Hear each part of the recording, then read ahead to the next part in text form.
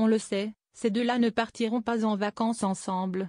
Xavier Bertrand a dégommé la mesure de révalorisation des retraites annoncée par Laurent Wauquiez, pourtant chef de file des députés de sa famille politique. Le président LR de la région Hauts-de-France demande donc à Michel Barnier de revenir sur cette annonce, parce qu'elle fait 9 millions de perdants parmi les retraités. Un tour de passe-passe. C'est un tour de passe-passe, a critiqué le responsable de droite sur RTL.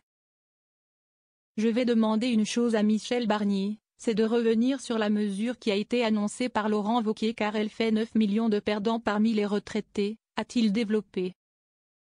Soit Michel Barnier n'a pas regardé exactement, soit ils se sont rendus compte que ce n'était pas un cadeau pour les retraités, que c'était un cadeau pour Bercy. A estimé Xavier Bertrand, dénonçant un effet d'annonce.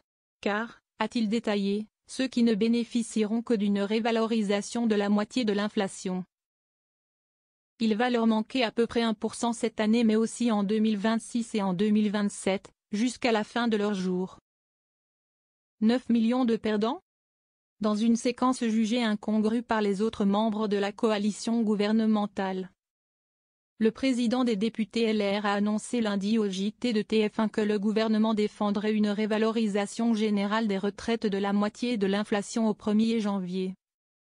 Puis une deuxième au 1er juillet pour les petites retraites seulement. Ainsi, 9 millions de retraités ne pourraient bénéficier de cette deuxième révalorisation, selon Xavier Bertrand. Initialement, le gouvernement de Michel Barnier prévoyait de revaloriser toutes les retraites au niveau de l'inflation, 2%. Non pas au 1er janvier comme il est d'usage, mais au 1er juillet pour économiser environ 4 milliards d'euros.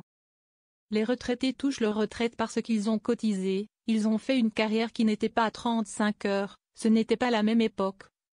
Ce n'étaient pas les mêmes conditions de travail, a souligné Xavier Bertrand. Rappelons aussi que la mutuelle coûte plus cher aux retraités qui ont plus de soins de santé que les autres.